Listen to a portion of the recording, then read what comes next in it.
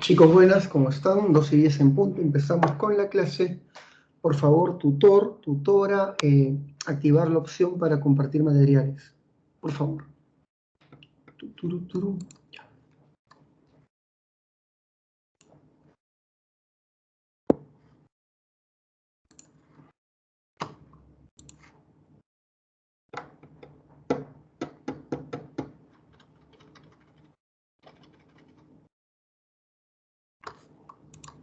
Listo. Ponemos nuestro chat.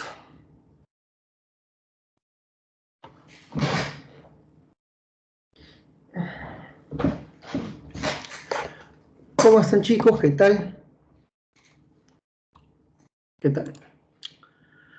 A ver, el día de hoy, la clase se va a grabar. El día de hoy tenemos que hacer desde la independencia, qué bestia, hasta el oncenio de Leguía. Así que espero que hayan tomado bastante maqui café para aguantar esta brutalidad. Listo, así que vamos con todo, ¿eh? Comenzamos. La independencia del Perú fue promovida por ejércitos extranjeros. La corriente libertadora del sur de San Martín proviene de Argentina y de Chile, mientras que la corriente libertadora de Bolívar proviene de lo que actualmente es Venezuela, Colombia y Ecuador, un país llamado la Gran Colombia en aquel entonces. ¿Por qué la Gran Colombia, Argentina y Chile quieren liberar el país? Lo que pasa es que el Perú era el principal bastión militar de España en Sudamérica. Ninguna independencia sudamericana podía estar consolidada sin liberar el Perú. Por eso tenían tanto interés en la liberación de nuestro territorio.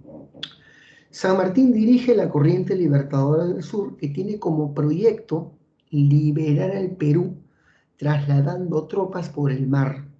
Para ello era menester la liberación previa de Chile.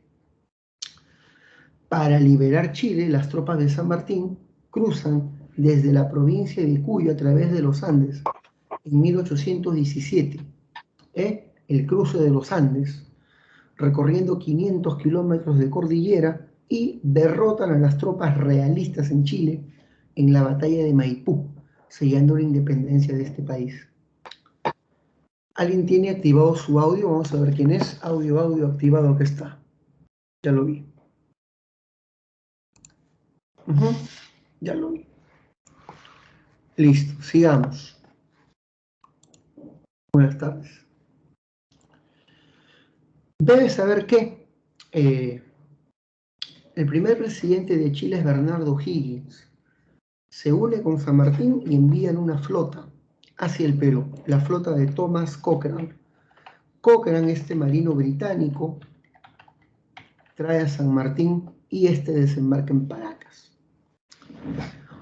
Cuando San Martín desembarca en Paracas, comienza oficialmente el proceso militar de independencia en nuestro país. El virrey era Joaquín de Pezuela y San Martín no quiere combatir con Pezuela, procede a las negociaciones. Ambos se entrevistan en la conferencia de Miraflores. En esta conferencia, las negociaciones fracasan, no llegan a un acuerdo claro, así que la guerra es el camino. San Martín tiene un plan: rodear Lima a través de un movimiento de pinzas, tomando Cerro de Pasco y Junín, y hacia ahí envía a su general Arenales. Arenales avanza con el objetivo de bloquear Lima y reclutar campesinos indígenas para que se unan a las fuerzas patriotas. Es en Cerro de Pasco donde se da la batalla de Cerro de Pasco, la mayor victoria de San Martín en nuestro territorio. Fue la batalla más importante de la campaña de San Martín. Captura más de 300 soldados y la derrota realista desmoraliza a las tropas, quienes desertan masivamente el bando patriota. Las malas decisiones militares de Pezuela hacen que un grupo de oficiales reunidos en el cuartel de Asnapuquio realicen un golpe de estado contra él el motín de Asnapuquio derrota a Pezuela y designa como nuevo virrey a José de la Serna. La Serna es reconocido por España y este procede a concentrar una nueva conferencia con San Martín, la Conferencia de Punchauca. En esta conferencia, ambos concertan una tregua. La Serna aprovecha la tregua para abandonar Lima y trasladarse al Cusco, al sur, para evitar el bloqueo, pues, llevándose hasta el último hombre armado de la capital. La élite económica peninsular y criolla, los blancos básicamente, temían de una sublevación, básicamente de la población esclava, como se había dado en Haití. En Haití, cuando las tropas metropolitanas se fueron, la población esclava masacró a la población blanca y la población criolla de Lima teme por su vida, así que el cabildo pide auxilio a San Martín para que ingrese con su ejército y evite la convulsión social. San Martín ingresa y le exige al cabildo el reconocimiento de la independencia. El cabildo firma el acta de independencia el 15 de julio de 1821. El 28 se realiza la proclamación y acabamos la corriente libertadora del sur. En 5 minutos tengo que llegar a Leguía, Tengo que llegar a Leguía. Veamos si me da el tiempo. Listo. ¿Hasta ahí, chicos, se entendió? ¿Se entendió toda la corriente libertadora del sur? Pregunto. ¿Vamos bien? ¿Están siguiéndome el ritmo? Bravo y brutal. Chicos, ¿me siguen? Si tienen alguna pregunta, pásenme la voz, Me pasan la voz. San Martín establece un régimen provisorio para gobernar las provincias libres del Perú. Ese régimen se llama el Protectorado. El proyecto de San Martín para el Perú era establecer una monarquía constitucional. Para implementarla, contó con el apoyo de su principal ideólogo. ¿Quién es el ideólogo de San Martín? Un mulato, llamado Bernardo de Monteagudo. Muy bien, Carlos. Este hombre era ministro de Guerra y de Marina y él promueve la creación de la Sociedad Patriótica. La Sociedad Patriótica es una asociación de intelectuales que debía promover el primer debate doctrinario en nuestro país sobre qué modelo de gobierno era el más afín a nuestra realidad, el monárquico o el republicano, y comenzó un intento de debate sobre qué modelo debía implementarse en el Perú. Otras medidas importantes de San Martín en el plano social fue la abolición del tributo indígena y de la mica, influenciada por las ideas liberales de la época, la eliminación de la Inquisición y una medida abolicionista llamada la Ley de Vientres, que liberaba a todos los hijos de esclavos nacidos después del 28 de julio. Entre las obras culturales del protectorado se encuentran la creación de los símbolos patrios y, por supuesto, la Biblioteca Nacional, creada a iniciativas de Monteagudo, quien incluso donó algunos libros de su biblioteca personal. La última obra de San Martín, antes de retirarse, fue la creación del primer Congreso Constituyente, transfiriendo el mando a los peruanos, a los criollos, ¿sí? Acabé el protectorado de San Martín, hablemos del primer Congreso Constituyente. Este Congreso estuvo presidido por Luna Pizarro, un sacerdote liberal. San Marcos te puede preguntar cuál fue la misión del Congreso. Tenía 2 misiones. Redactar la primera Constitución, que estaría lista para el 23, e implantar un modelo de gobierno para el Perú. Y recuerda que habían 2 opciones. Este Congreso optó por la opción republicana y la República se implementa en 1822. Ahora comenzó otro debate sobre qué tipo de poder ejecutivo se debía establecer, un presidente o una junta de gobierno. Ganó la segunda opción, la de una junta de gobierno formada por 3 personas, un triunvirato. el líder de esta junta fue el general José de la Mar. José de la Mar es nombrado líder de la Junta de Gobierno, no es presidente, líder de la Junta de Gobierno.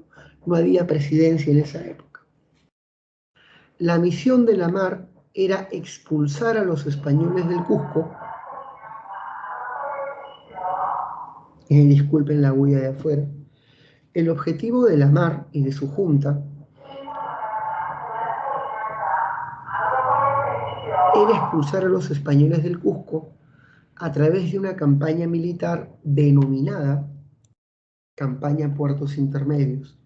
Cuando tú leas las siglas CPI, significa Campaña Puertos Intermedios. La expedición militar dirigida a desterrar a las tropas realistas de nuestro territorio que fracasó. Los españoles nos vencen en la batalla de Moquegua y la batalla de Torata. Estas derrotas traen desprestigio a la Junta de la Mar y esta es derrocada con un golpe de Estado. Los militares derrocan esta junta. En el famoso motín de Balconcillo, la junta es destituida y los militares imponen al primer presidente del Perú. ¿Y quién es el primer presidente del Perú? Un noble llamado José de la Ribagüero. Recuerden, es nuestro primer presidente que llegó con golpe de Estado. La misión de Ribagüero era triunfar allí donde la Mar había fracasado, la expulsión de los españoles, y organiza con prisa la segunda campaña Puertos Intermedios. A pesar de que logramos algunas victorias, como en la batalla de Cepita, esta campaña también es desastrosa. Los españoles nos rodean y, para no ser exterminados, las tropas patriotas tienen que huir durante días, bajo la persecución realista. Esta derrota escandalosa motivó que el Congreso lo vaque. Qué curioso, ¿eh? Nuestro primer presidente, que llega con golpe de Estado, el Congreso lo vaca. Nuestro presidente no reconoce su destitución y se va a Trujillo a formar su propio gobierno con el apoyo de ciertos diputados. El Congreso promueve la elección de Bernardo de Torre-Tagle. Él es el segundo presidente del país, Torre-Tagle, quien gobierna Lima, pero por poco tiempo. Las tropas realistas atacan Lima y esto hace que el Parlamento huya al Callao, refugiándose en el Castillo Real Felipe. La situación es terrible. Tenemos dos presidentes, uno en el Callao, Torre-Tagle, otro en Trujillo, Ribagüero. Nuestros dos ejércitos fueron destruidos, no hay dinero y los españoles han recuperado Lima. La situación es terrible. Esto obliga al presidente del Congreso a pedir auxilio internacional. ¿A quién? A Simón Bolívar. Simón Bolívar llega en 1823 con la misión de salvar la República y consolidar la independencia. Bolívar exige el mando político y militar supremo, lo que implicaría la destitución de estos presidentes. Estos presidentes no querían ser desplazados por Bolívar y traicionan a la República Peruana, iniciando negociaciones con el virrey para conspirar contra Bolívar. Al ser descubiertos, terminan en desgracia. El primero es desterrado y el segundo se refugia y muere en el Castillo Real Felipe. Esta es la trágica y desgraciada historia de nuestros primeros presidentes, destituidos por iniciar negociaciones con la facción española contra Bolívar. Bolívar toma el poder. Comienza la corriente libertadora del norte. Chicos, hasta ahí, ¿cómo vamos? ¡Ey! ¿Hasta ahí cómo vamos? ¿Vamos bien? ¿Alguna pregunta? ¿Todo claro? ¿Todo claro, chicos? Muy bien, ahí está. Esta vez está poderosa. Carlos sí está muy bien. Vamos, chicos, ¿Creen que pueda llegar a Leguía? ¿Creen que pueda llegar a Leguía explicando todo? Fácil, Leonardo. Torre-Tagle es el segundo presidente del Perú. Durante su gobierno se promulga la Constitución del 23, pero este hombre no aceptó su destitución por parte de Bolívar. Bolívar llega a salvar la República, así que decide iniciar negociaciones con el virrey La Serna. Al ser descubierto, entró en desgracia y, para salvar su vida, tuvo que refugiarse en el Castillo Real Felipe para morir. Para morir. Eso fue lo que expliqué. Hablemos de la corriente libertadora del norte. Esta corriente había liberado lo que actualmente es Venezuela, Colombia y Ecuador. Bolívar había creado en el 19 un estado llamado la Gran Colombia. Bolívar llega al Perú y pide máximas atribuciones políticas y militares y en la práctica estableció una dictadura. Su gobierno fue el de una dictadura. Para obtener fondos para la independencia, Bolívar decidió restablecer el tributo indígena. De esta manera el Estado obtuvo fondos y Bolívar obligó a los criollos más adinerados a dar donativos forzosos para los esfuerzos de guerra, naciendo la deuda interna entre el Estado y los particulares. Así nace la deuda interna.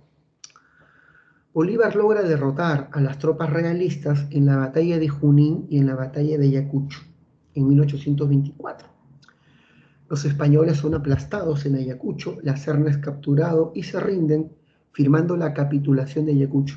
Los españoles se comprometen a abandonar el Perú, pero eso sí, el Perú se compromete a pagarle a España una indemnización por la guerra de independencia, naciendo así la deuda externa con España. La primera acción que hace Bolívar como gobernante propiamente dicho, es la creación de un nuevo país, Bolivia. Separa el altiplano, la zona de charcas del Perú. El Alto Perú es separado para crear un nuevo país, República de Bolivia. Y coloca a Sucre como su primer presidente. El gran proyecto de Bolívar para Hispanoamérica era integrar a todos los países en una federación para que éstas se protejan mutuamente de posibles intervenciones europeas en el futuro. Para federar a los estados hispanoamericanos, promovió una asamblea llamada el Congreso de Panamá. Sin embargo, su propuesta federativa no prosperó. Muchos países no entendieron la importancia de su propuesta y no lo apoyaron. Así que Bolívar tiene un plan B, y su plan B es confederar los estados que liberó, la Gran Colombia, Perú y Bolivia, en la creación de la llamada Confederación de los Andes. Sin embargo, Bolívar tampoco logra crear esta confederación. En plenos preparativos estallan rebeliones contra él en la Gran Colombia, abandona el Perú, se llaman elecciones y el ganador de estas elecciones es José de la Mar. Ahora sí, tercer presidente de nuestro país. Repito, el primer presidente fue Ribagüero, el segundo es Torre-Tagle, el tercero es Lamar. Solo que Lamar en el 27 es el primer presidente en llegar al poder a través de un proceso electoral. Es el primer presidente electo en el 27.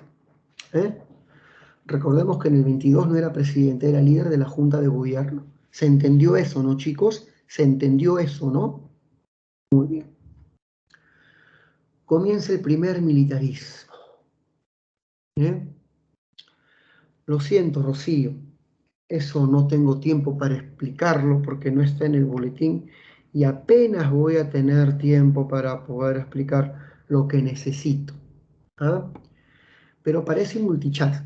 En el multichat te explican sobre la doctrina Monroe, promovida por el presidente Monroe, que es una política de apoyo norteamericano en la independencia del Caribe. América para los americanos. La doctrina con la que Estados Unidos rechaza la intervención europea sobre América. En multichat te van a explicar. Yo voy a estar preguntándoles si se entendió los temas del PPT. No puedo meterme a tantos temas, si no nunca voy a acabar.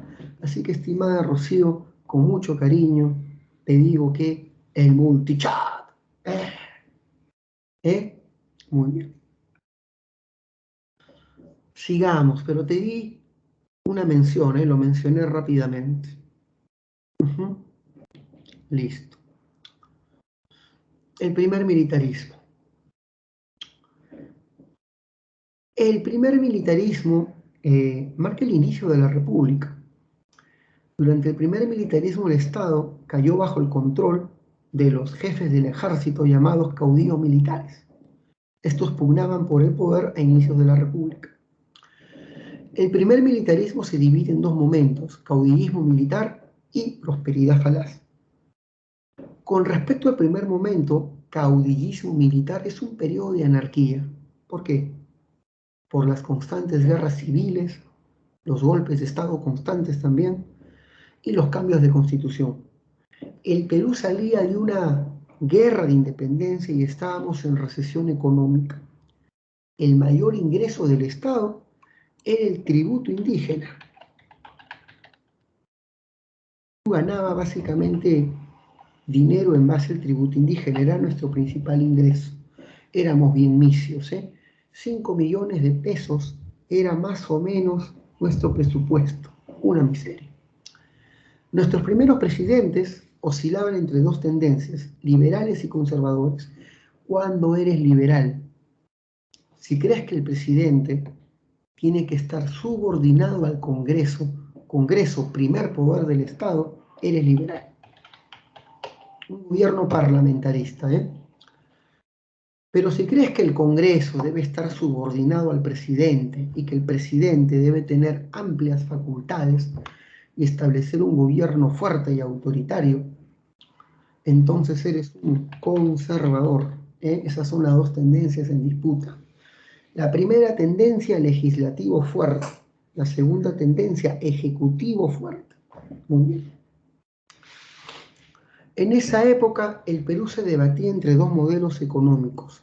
A abrir nuestros mercados a las importaciones y de esa manera atraer capitales, ese es el libre comercio, o cerrar nuestros mercados para nuestros productores nacionales, evitar, restringir el ingreso de las importaciones. Ese es el proteccionismo. Son dos modelos en disputa en este periodo.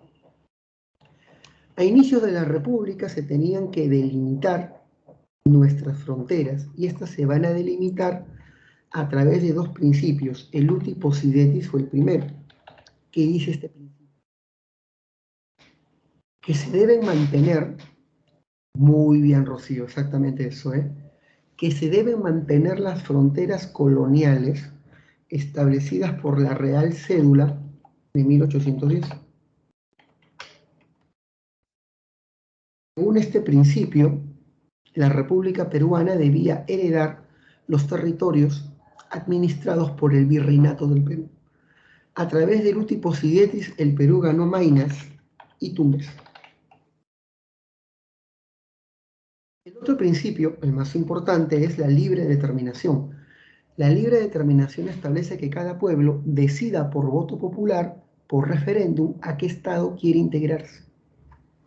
Jaén, Amazonas, por voto popular, por libre determinación, dijo: queremos ser del Perú, nos late que van a tener rica comida en el futuro.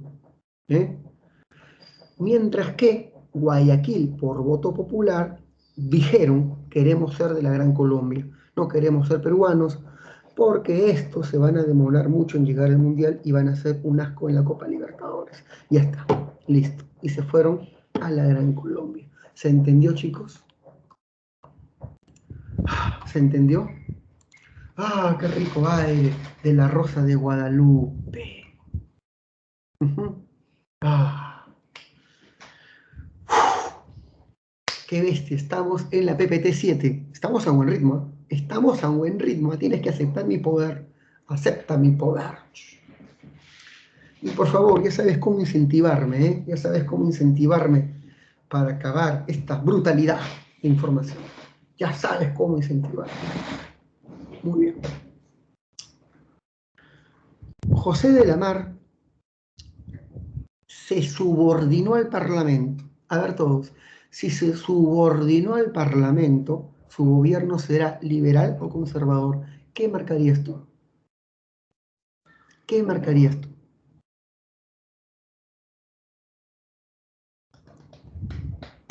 Si se sometió al Parlamento, su gobierno sería liberal o claro, muy bien Pablo, sería liberal. Era liberal políticamente, pero era económicamente proteccionista. Durante su gobierno, Agustín Gamarra, prefecto del Cusco en aquella época, invadió Bolivia. ¿Por qué? Gamarra quería que Bolivia vuelva a ser parte del Perú. Bolivia es una república artificial, decía Gamarra. Es el Alto Perú y volverá a ser parte de nuestra república. Y la invadió y expulsó a Sucre de Bolivia. Los bolivianos eligen a su nuevo presidente, llamado Andrés de Santa Cruz, nuevo presidente de Bolivia.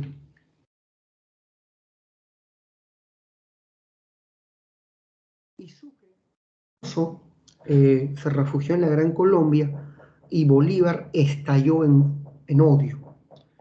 Bolívar había perdido el control de Bolivia al ser destituido Sucre y buscó una guerra con el Perú. Como pretexto, exigió que el Perú le pague su deuda externa por la independencia. Como el Perú estaba misio, Bolívar dice, bueno, no tienes plata, reclamo Tumbes, Jaén y Maynas. ¿Qué dijo el Perú? Ni de vainas, ¿ya? Me salió con rima. Y comenzó la guerra contra la Gran Colombia. Así que la causa de guerra contra la Gran Colombia es la invasión de Gamarra a Bolivia. Esta guerra es una guerra donde el Perú gana la campaña marina, pierde la campaña terrestre. El Perú es derrotado en la batalla de Tarqui por Sucre. Se firma un armisticio.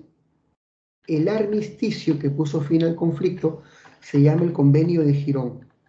El Perú se compromete a desocupar el territorio de la Gran Colombia, pero la mar es vencido por un golpe de Estado. ¿Quién lo derrota? Gamarra. Gamarra asume el gobierno. Gamarra es famoso porque firma los primeros tratados internacionales del Perú. Firma un tratado con la Gran Colombia, el tratado Larrea-Gual. Gamarra quiso subordinar al Congreso. Estableció un gobierno fuerte, centralista y autoritario. Bajo lo que te he dicho, ¿su gobierno será liberal o conservador? ¿Qué marcarías tú? ¿Qué marcarías tú? En base a lo que te expliqué, ¿su gobierno sería de tendencia liberal o conservadora? Claro que sí, conservadora, autoritaria y proteccionista, claro está. Gamarra vio cómo la Gran Colombia dejó de existir. En 1832 la Gran Colombia se disuelve, aparece Ecuador, Colombia, Venezuela, y Ecuador exigió un tratado de límites con el país. Y bueno, se firma el tratado Pan-Bonoboa, que no es un tratado de límites estrictamente hablando, es un tratado de paz y amistad. Ecuador y Perú se comprometen en el futuro a delimitar sus áreas fronterizas en el tratado Pan-Bonoboa. En las elecciones del 33 gana Orbegoso. Él es un liberal, subordinado al Parlamento, defensor del Estado de Derecho y de la democracia. Mira, Orbegoso abrió nuestros mercados al comercio internacional, redujo los aranceles y permitió la llegada de las importaciones a nuestro país. Permitió que casas comerciales extranjeras lleguen al Perú. Tú mismo eres, Orbegoso estableció el proteccionismo o el librecambismo. ¿Qué marcarías tú? Vamos, vamos. Quiero saber si están entendiendo conceptos. Estableció el proteccionismo o el libre mercado. Muy bien, el libre mercado, muy bien, están entendiendo. Están entendiendo. Y eso no le gustó a la facción conservadora proteccionista, quienes iniciaron una guerra contra él, comenzando la Primera Guerra Civil, la Guerra Civil de 1834. Esta guerra civil en realidad es una guerra entre dos modelos en disputa. Los liberales, que promueven el librecambismo, versus los conservadores, que promueven el proteccionismo. ¿Quiénes ganan? Los liberales. Los liberales derrotan a los conservadores en Junín. En Junín, en el campo de Maquinguayo, los conservadores se rinden y ponen a disposición de Orbegoso el ejército que ellos lideraban. A Orbegoso se le ocurre un acto simbólico, ¿eh? Claro que sí. El acto simbólico de Orbegoso es hacer que estos dos ejércitos que se iban a enfrentar se unan en Maquinguayo y se brinden una estrechón de manos, símbolo de reconciliación. A este suceso se le llamó el abrazo de Maquinguayo. Con el abrazo de Maquinguayo acabó la primera guerra civil de nuestro país. Sin embargo, uno de los generales de Orbegoso, un general jovencito de 29 años, Felipe Salaverry, traiciona al presidente y desde el Callao hace un golpe de Estado y se nombra presidente. A los 29 años, el gobierno de Salaverry de 1835, 29 años, el presidente más joven del Perú, implementó un gobierno conservador y proteccionista que recibió el apoyo de Gamarra. Orbegoso quiere derrotar a este usurpador y hace una alianza con el presidente de Bolivia, Santa Cruz, que al igual que él tiene ideas de libre comercio. Se forma la alianza Orbegoso-Santa Cruz, la alianza librecambista, y se enfrentan a la alianza Salaverry-Gamarra, la alianza proteccionista, y comienza esta lucha. ¿Quién va a ganar?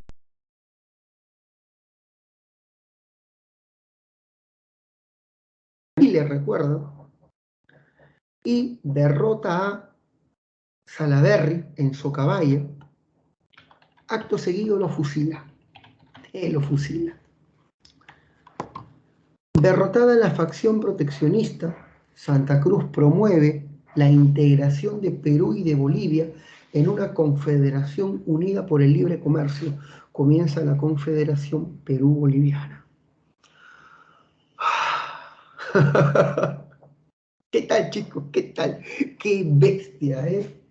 Tienes que aceptar que es un avance brutal de temas rapidín.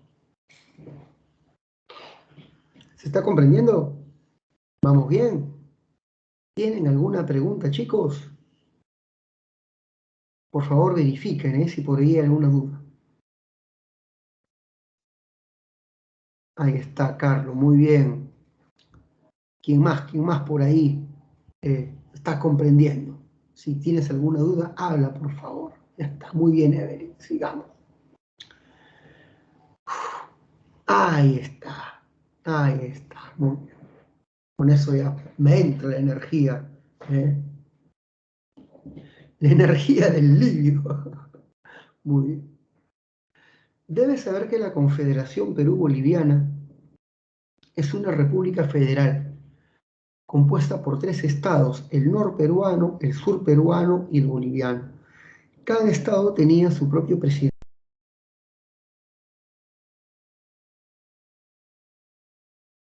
En 1836 nace la Confederación. Por encima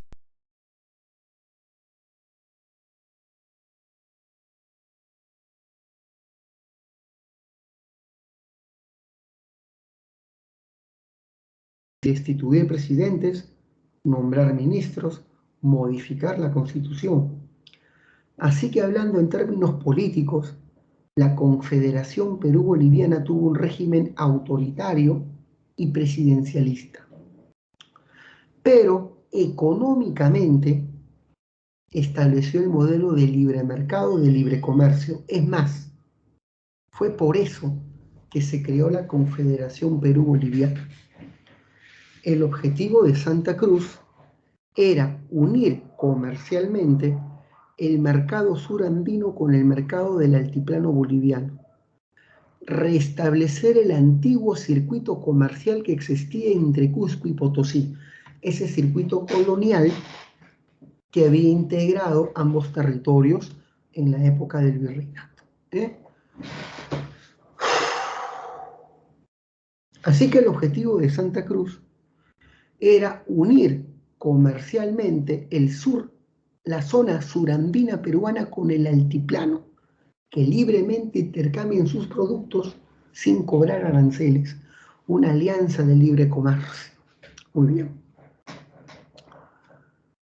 El otro objetivo de Santa Cruz era unir todos los puertos de la Confederación para que estos tomen el control del comercio en el Pacífico Sur, desplazando, superando al puerto de Valparaíso en Chile. Sí, Chile, con su política de libre comercio, había atraído demasiado a los capitales ingleses. Casi todas las casas comerciales británicas estaban en Chile y Valparaíso ebullía de dinero, de inversión y de prosperidad. Para poder competir comercialmente contra Valparaíso, a Santa Cruz se le ocurrió unir los puertos peruano-bolivianos y establecer una medida llamada la medida de puertos libres. Esta es su medida más famosa. Atención, porque si entiendes esto, la ACC, la política de puertos libres consiste en la exoneración de aranceles a toda inversión extranjera que tenga como primer destino de desembarco un puerto de la Confederación. El objetivo era atraer la inversión británica, algo así, Gran Bretaña. Si tu primer desembarco sudamericano es en un puerto de la Confederación, te ganas la exoneración arancelaria, puedes meter toda tu mercancía sin pagar aduana. Gran Bretaña, ¿qué? ¿Me vas a dejar ingresar a tus mercados sin pagar impuestos? Claro que sí. Pero eso sí, tu primer desembarco es acá en la Confederación, tu primera inversión es aquí. ¿Ah? Y me vas a comprar mi materia prima, pues me vas a comprar lanas, algodón, que tú necesitas para tu industria textil. Y Gran Bretaña dice, está buena la oferta. Claro que sí.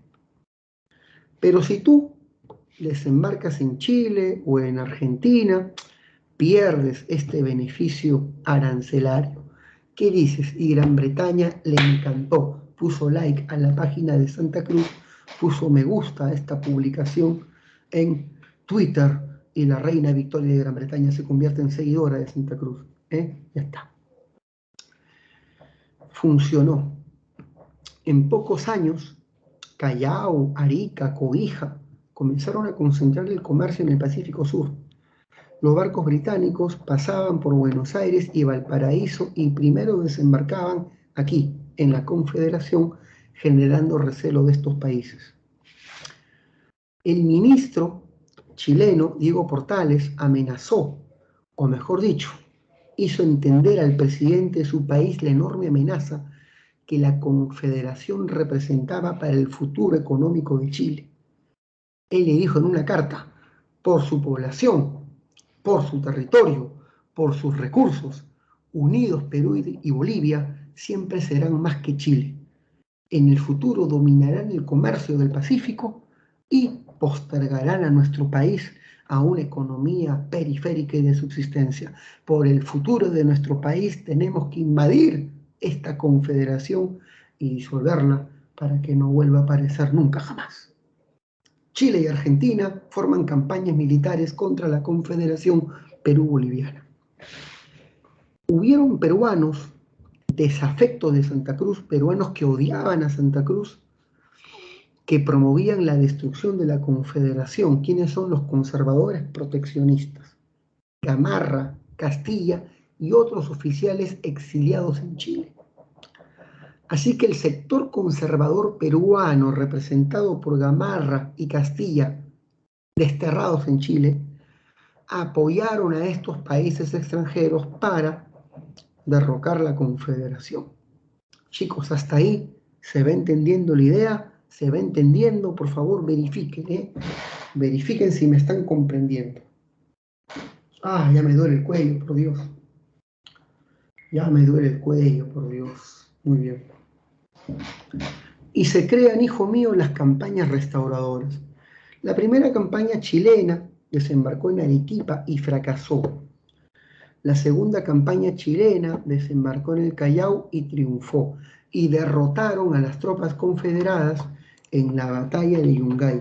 En esta batalla estuvo presente Agustín Gamarra y Ramón Castilla peleando codo a codo con los chilenos. La Confederación dejó de existir y esta fue una oportunidad perdida para el país. Los chilenos colocaron en la presidencia a Gamarra, su aliado, y Gamarra lo primero que hizo fue iniciar la venta del guano para obtener recursos para el Estado. Gamarra inició la venta del guano a través del sistema de arrendamiento.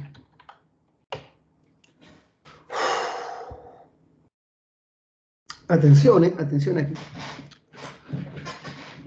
Poder. Plac, plac.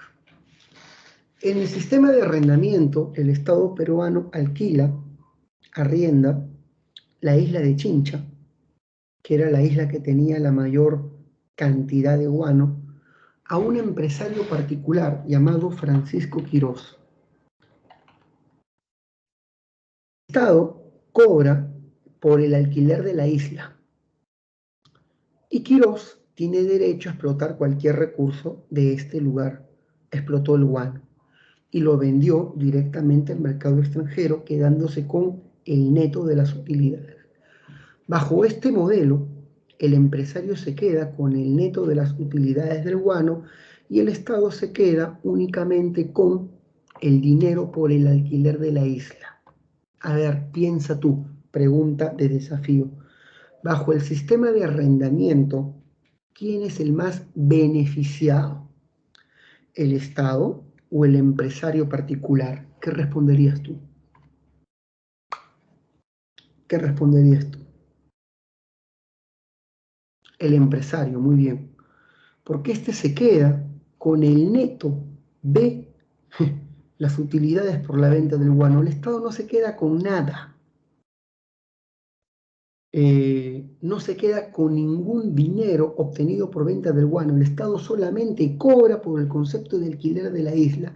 Se queda con el alquiler y el empresario se queda con el neto de las utilidades de la venta del guano. Así que es un sistema que beneficia descaradamente a Quirós y no al Estado.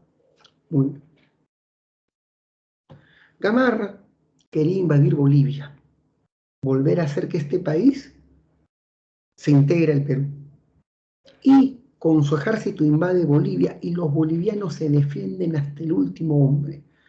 Movilizan todo lo que tenían, hasta su última llama de guerra, para que sus llamas escupan a los peruanos. Llama metralleta.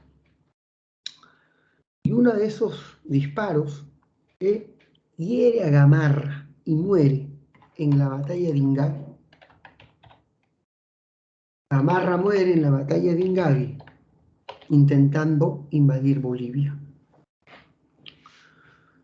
La muerte de Gamarra dejó un vacío en el poder. Este hombre sí era un autoritario, era un egoísta, colocaba sus intereses por encima de los intereses de la patria, pero cumplía una función, era un hombre fuerte, mantenía el orden. Muerto Gamarra, empezó un vacío en el poder que dio origen a un periodo de caos y convulsión social.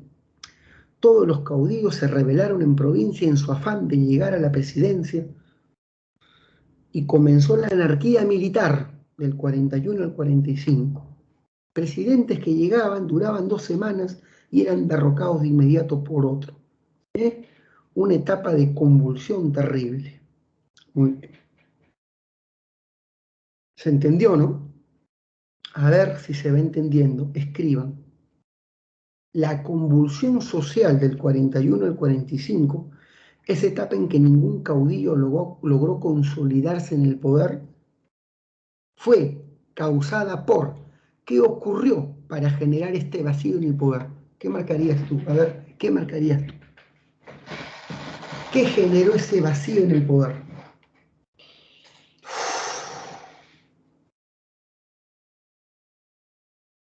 Muy bien, la muerte de Gamarra, Rocío, muy bien. Eso generó el vacío político. Excelente. En medio de los múltiples caudillos que aparecieron en estos 4 años de despelote, Sobresale uno, Manuel Ignacio de Vivanco. Vivanco se nombró presidente y director de la República. Por eso es que su gobierno se llamó el Directorio. Fue un presidente ultraconservador y personalista, al punto de que obligaba a todos los funcionarios de su gobierno a jurarle fidelidad personal, como si de un rey se tratase. Vivanco fue derrotado en el 45 por el heredero de Gamarra, Ramón Castilla, su heredero, su mejor oficial. Ramón Castilla inició una revolución, la revolución constitucionalista. Derrotó a Vivanco en la batalla de Carmen Alto. Cuando Castilla asciende al poder producto de este golpe militar, comienza un nuevo periodo, ahora sí, de bonanza para el Estado. Pasamos de mendigo a millonarios. Comienza la prosperidad falaz, el boom guanero. Ya está. Chicos, llegamos a la época del guano. No ha pasado ni una hora de clase y llegamos a la época del guano.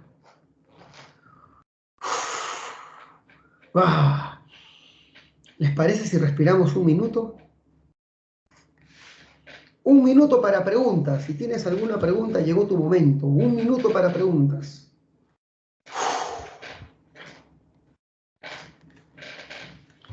Un minuto para preguntas. ¿Hasta ahí todo claro, chicos? ¿Hasta ahí todo clarito? Me duele muy feo el cuello, Estar sentado todo el tiempo dictando, te malogra la espalda. Te malogra la espalda.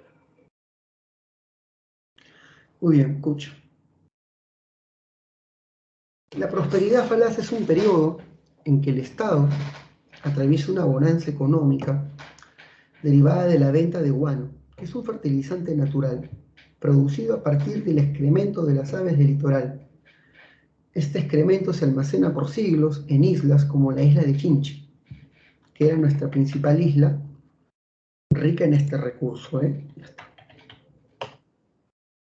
Debes saber que durante la prosperidad falaz, los gobiernos seguían en manos de los militares. Los caudillos siguen gobernando y el caudillo más importante es Ramón Castilla, que va a gobernar en 2 ocasiones. El sector social más beneficiado con los ingresos del guano fueron los criollos. Ellos estaban en crisis desde la independencia, en crisis, pero se convierten en empresarios del guano y van a invertir sus ganancias en haciendas y bancos, convirtiéndose en un grupo económicamente pudiente llamada la oligarquía del guano, también conocida con el nombre de plutocracia criolla. Plutocracia criolla. Un grupo económicamente hegemónico. Los criollos resurgen como grupo de poder. En esta época, hijo mío, el Estado incrementa el gasto público, ya que de 5 a 35 millones y luego hasta 80. Había plata. Y con este dinero, Lima se moderniza. Se construyen ferrocarriles, el alumbrado a gas, agua, desagüe, red telegráfica. Lima se moderniza. Nuestra flota militar se renueva. Nuestra flota de guerra, sobre todo, el Perú es el primer país en comprar barcos a vapor. Nuestra flota de marina se renueva. Sin embargo, hijo mío, una buena pregunta de examen sería: ¿en qué se gastó más el dinero del guano? ¿En qué se invirtió más el dinero del guano? En expandir la burocracia civil y militar. Eso te voy a explicar en un momento, pero anda recordando,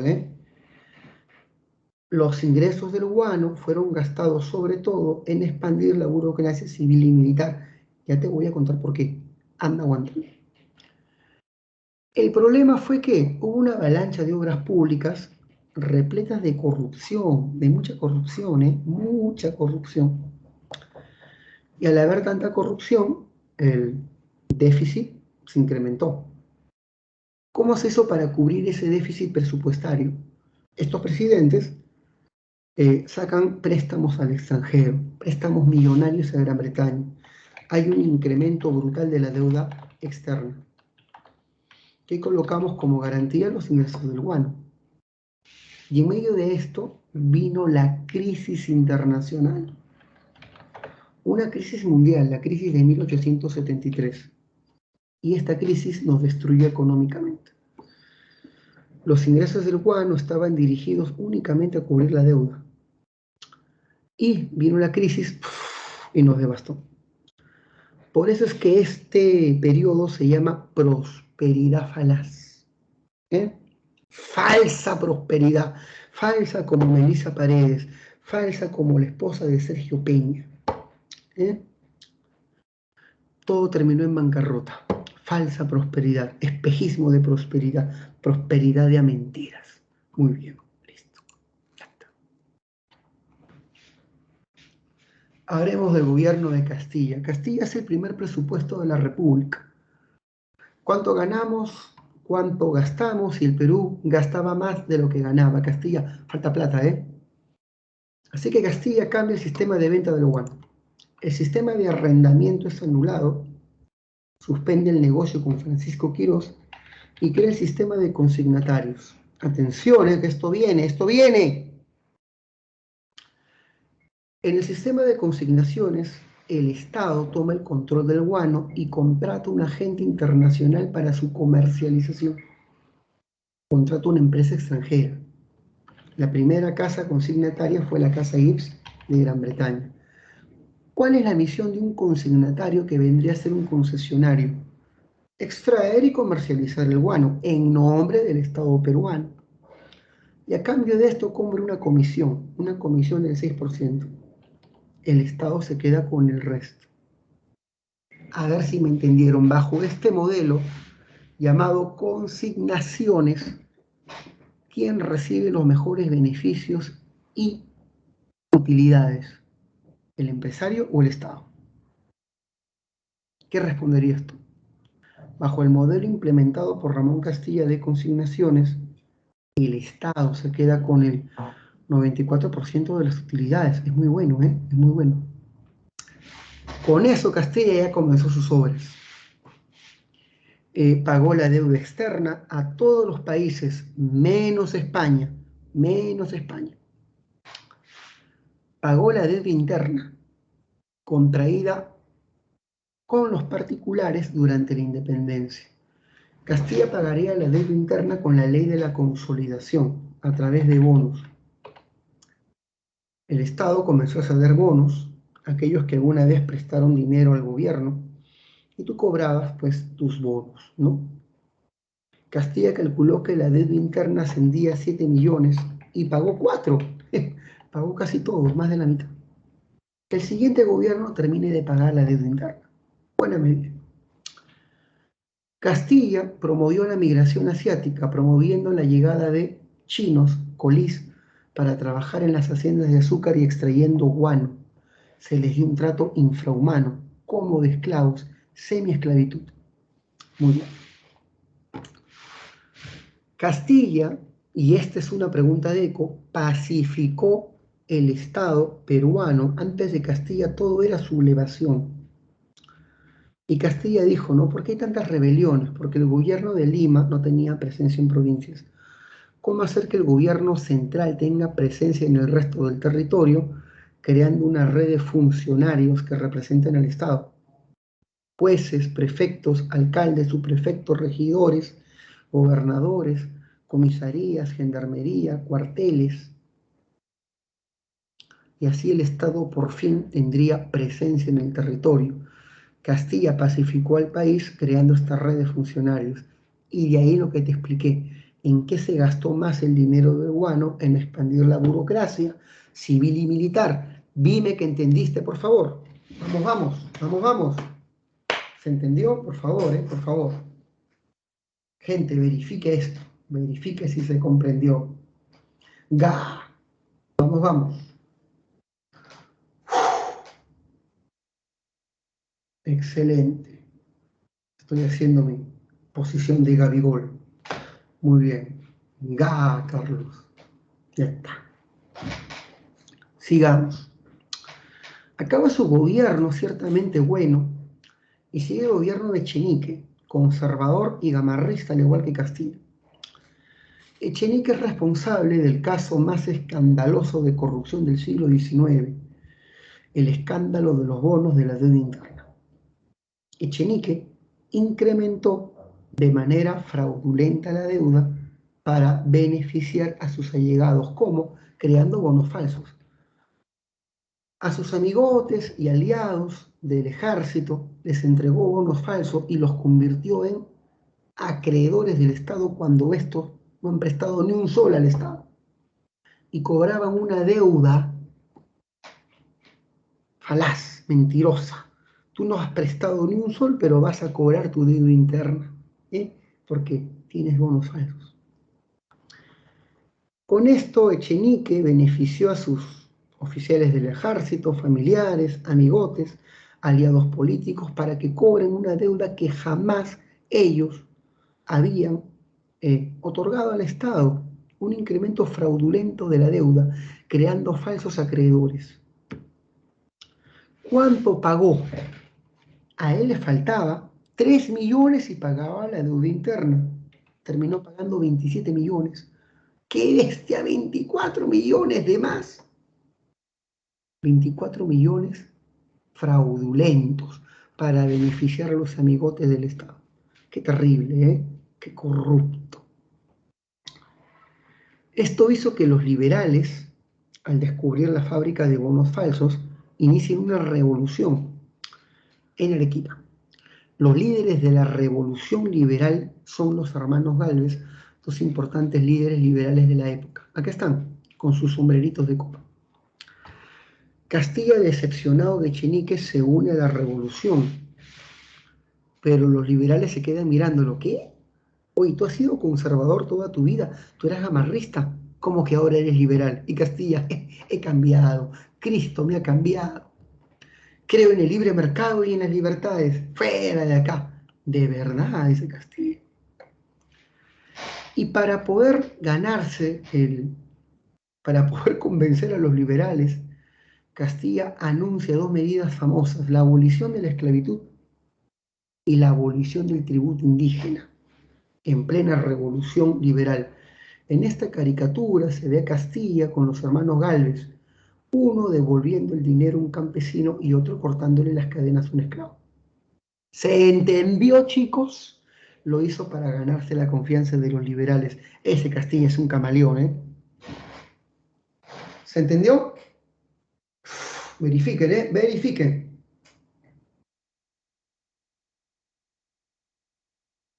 Claro que yes, dice Camila. Yes, yes, yes, yes, yes, yes. Muy bien, sigamos.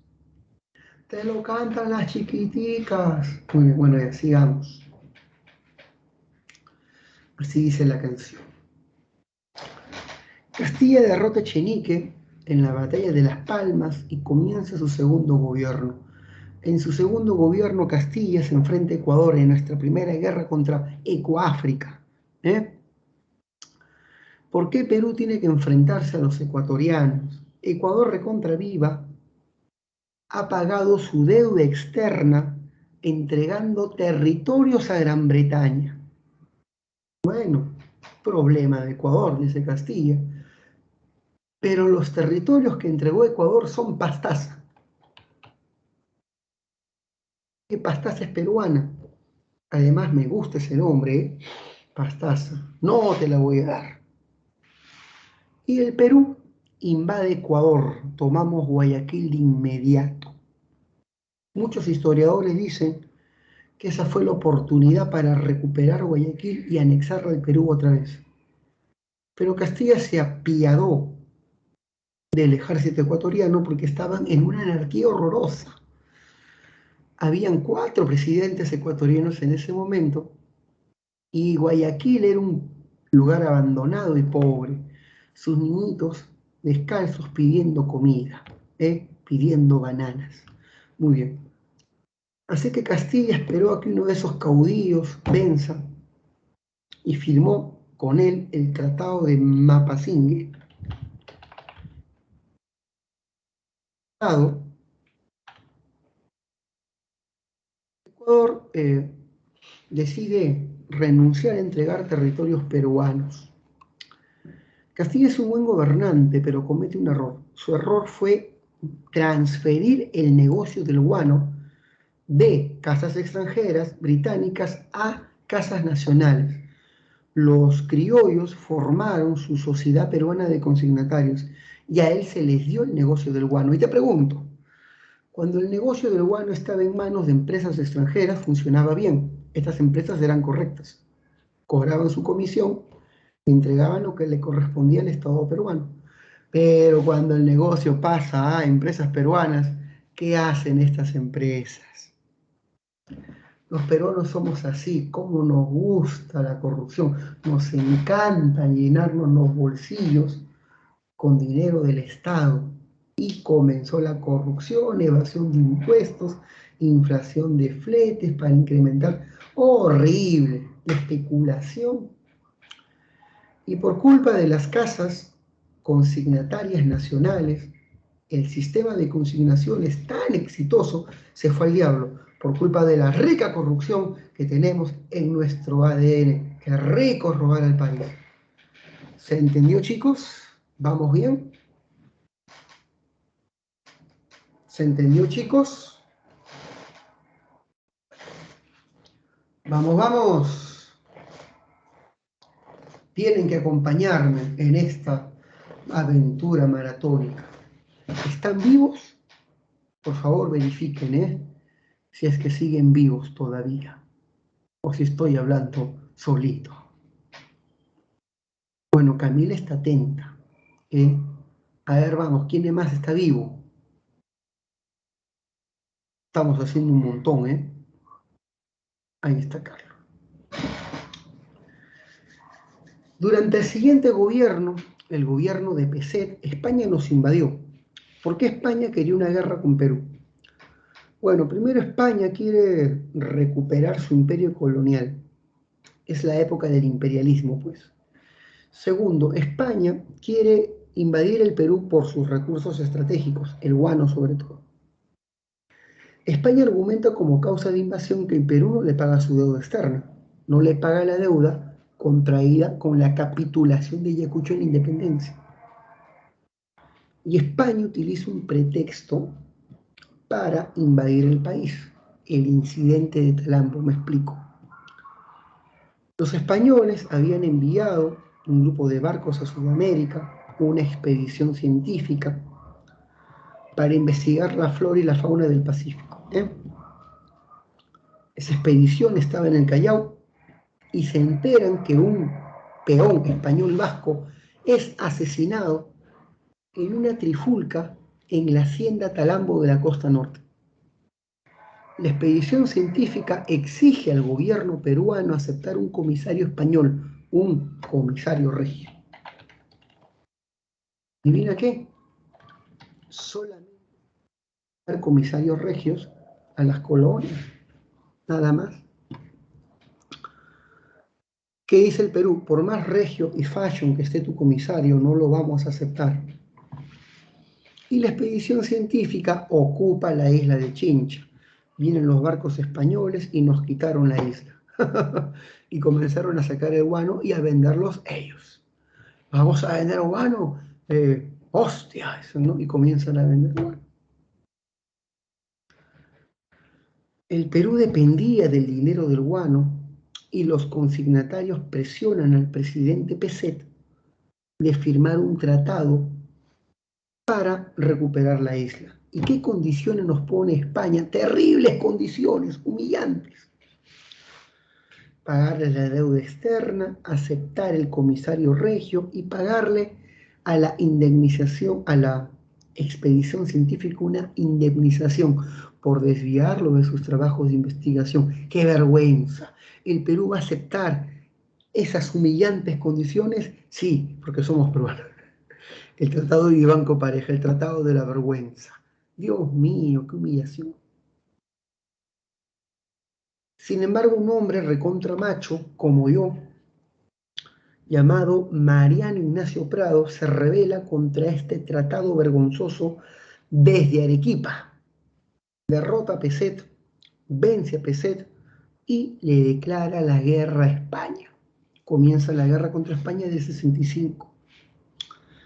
Prado, ¿eh? ¿Y qué países nos apoyan? Chile, Ecuador y Bolivia. Chile y Ecuador nos apoyan, sí. ¿Por qué? Chile sabía que si el Perú caía y España restablecía el colonialismo en Perú, pronto su propia independencia se vería amenazada.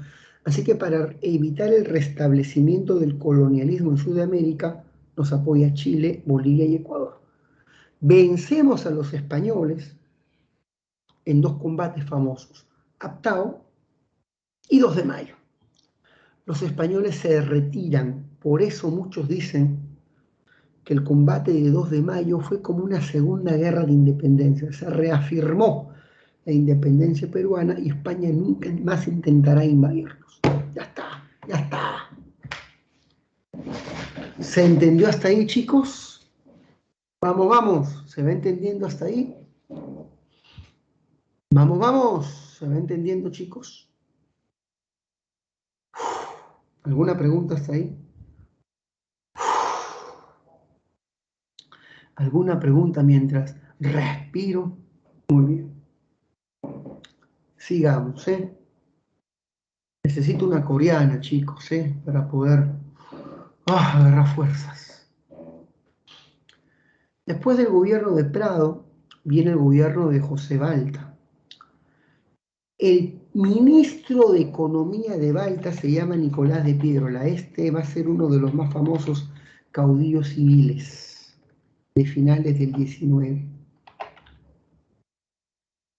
Nicolás de Piérola se dio cuenta que el Estado no tenía plata por culpa de la corrupción de los consignatarios criollos.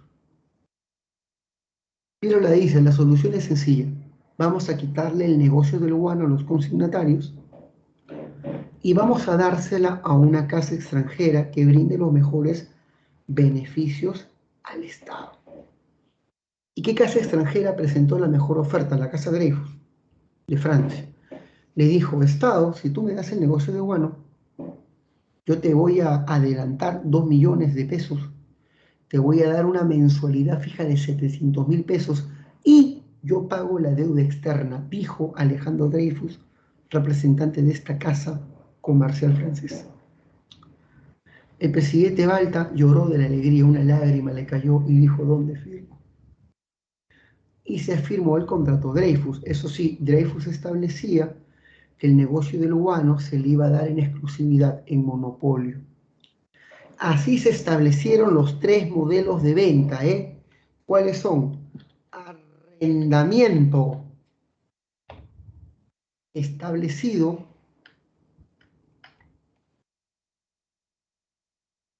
el arrendamiento, lo escribí mal, me llega, establecido por Gamarra.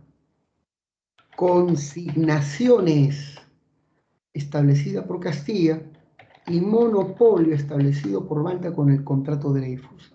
Esos 3 modelos tienes que manejarlos. Todo el dinero que le dio Dreyfus al Perú en adelantos y mensualidades, Balta se lo gasta en una avalancha de obras públicas repletas de corrupción, sobre todo los ferrocarriles. Esto es un buen ejemplo de la corrupción de ese Estado del siglo XIX. El hombre que vino a construir los ferrocarriles al Perú fue un empresario llamado Henry Mays, bastante inescrupuloso.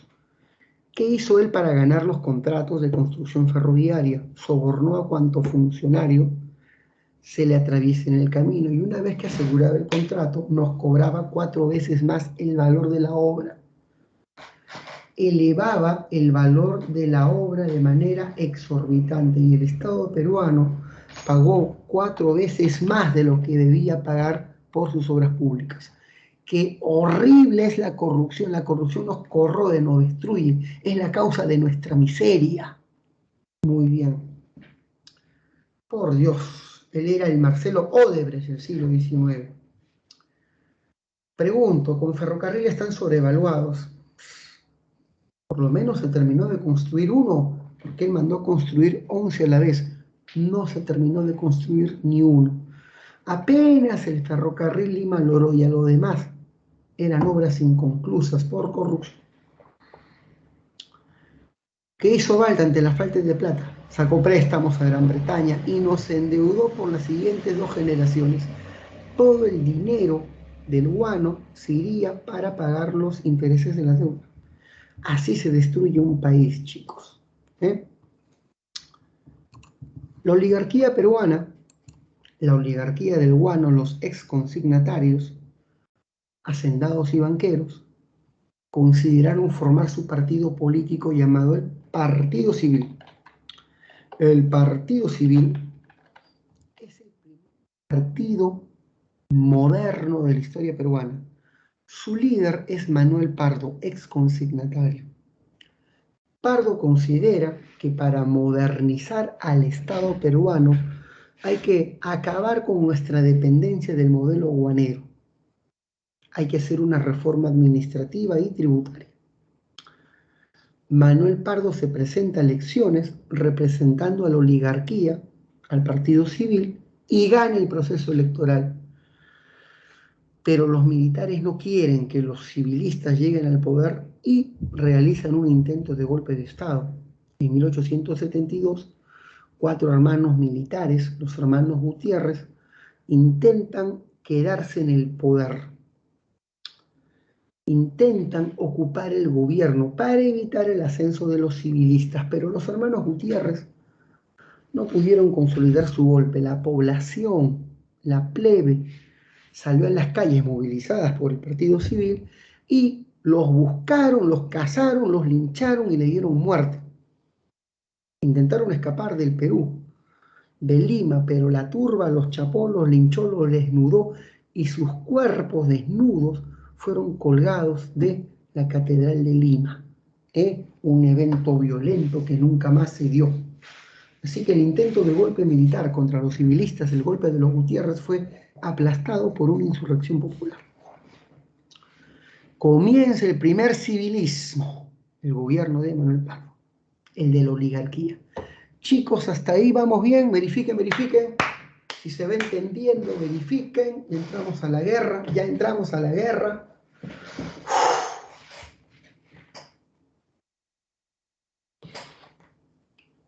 Vamos. Chicos, ¿se está entendiendo? ¿Alguna duda, por favor?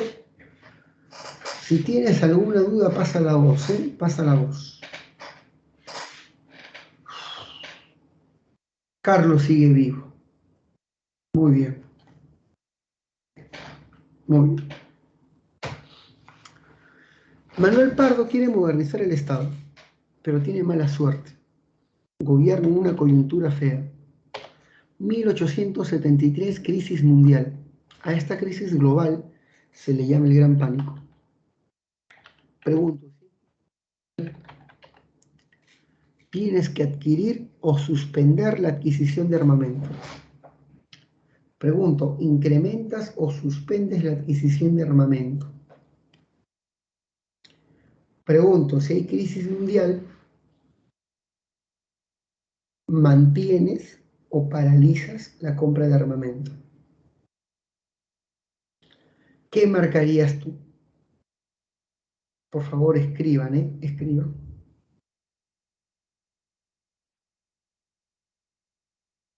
Escriban, chicos, si hay crisis mundial. Claro, él paralizó la compra de armamentos y esto a la larga fue mala, porque nos deja sin armamento para la Guerra del Pacífico que estalló 7 años después.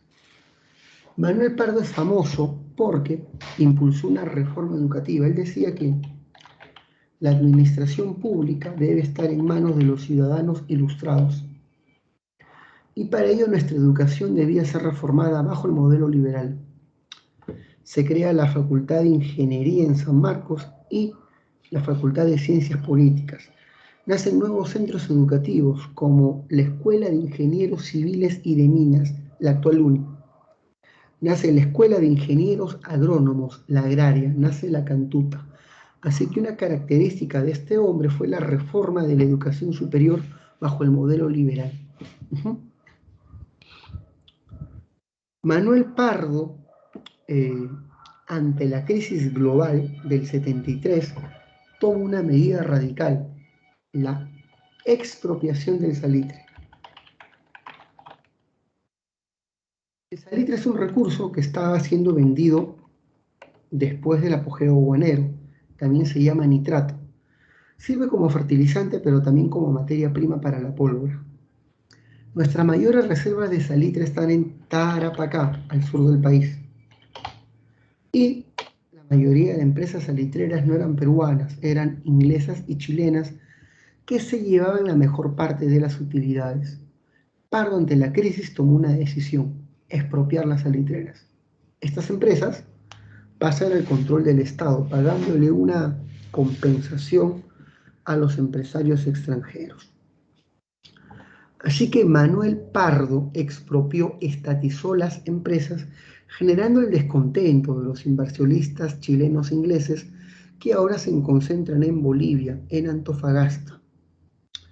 En Antofagasta, Bolivia, también hay salitre, pero los bolivianos están preocupados. Su ciudad está repleta de chilenos y tienen miedo de que en caso de un conflicto, esta población chilena en su país apoye a su país de origen contra Bolivia para arrebatarles territorios.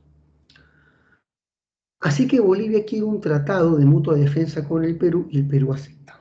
Se firma el tratado de 1873, el tratado secreto de mutua defensa peruano-boliviano para defendernos de una agresión chilena.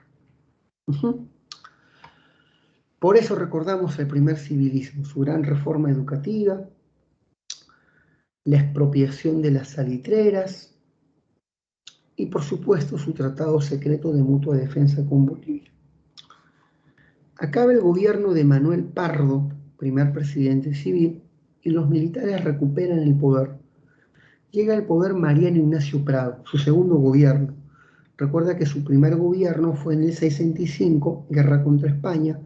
Su segundo gobierno fue en el 76, guerra contra Chile. Bueno, la guerra contra Chile está ahí en el 79.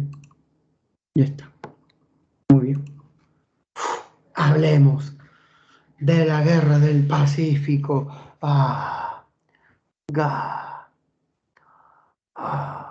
Maldición, maldición.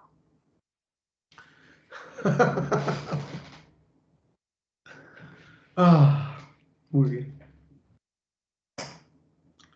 Voy a explicar por lo menos las causas. La guerra del Pacífico es una guerra que enfrentó a Chile, apoyada por Gran Bretaña, no peleó sola Chile, versus la alianza peruano-boliviana, sellada con el Pacto del 73. ¿Cuáles son las causas de la guerra? El control de las salitreras de Tarapacá en Perú y de Antofagasta en Chile. Perdón, en Bolivia. En esa época Bolivia tenía salida al mar, ¿sí? La otra causa de la guerra son los tratados comerciales desiguales entre Chile y Bolivia, como el Tratado de 1874. ¿Qué establecía este tratado? Establecía que las empresas chilenas en Bolivia ganaban 25 años de congelamiento tributario, es decir, que Bolivia no crearía ni un solo impuesto nuevo por 25 años en las casas comerciales salitreras chilenas en su país. Mucho beneficio para Chile, un beneficio descarado. Sin embargo, llegó un presidente recontramacho, Hilarión Daza, y ante la crisis mundial, Daza dijo: voy a crear un nuevo impuesto por exportación de salitre, el impuesto de los 10 centavos por quintal. Le dijo a Chile: paga este nuevo impuesto. ¿Y qué dijo Chile? No, si el tratado del 74 no permite a los otros con congelamiento tributario por 25 años, ¿cachai? Así le dicen, ¿no? No vamos a pagar nada, po. Así dice.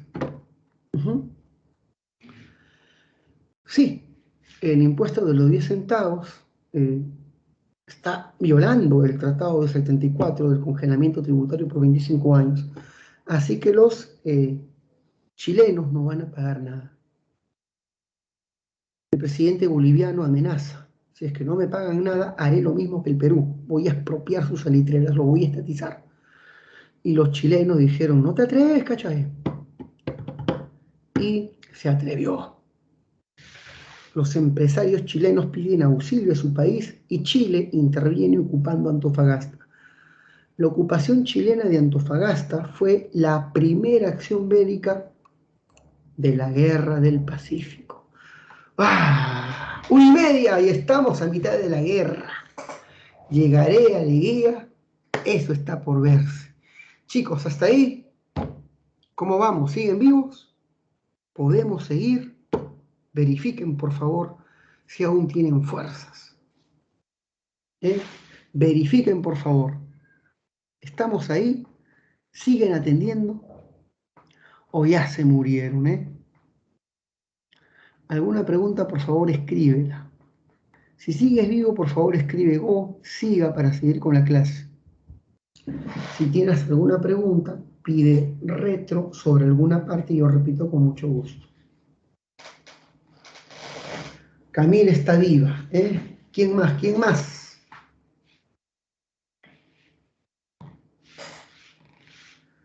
¿Quién más verifica? Ahí está Evelyn. Muy bien. En la llamada campaña marina, Chile hunde nuestra mejor embarcación, la fragata Independencia, en el combate de Iquique, combate naval. El Huáscar de Grau realiza las famosas correrías, que son una serie de acciones bélicas para detener el desembarco chileno. Grau ataca puertos desprotegidos, captura barcos de transporte, rompe líneas de abastecimiento, evitando una guerra con los acorazados chilenos. Es como una guerrilla en el mar. Ataca y huye.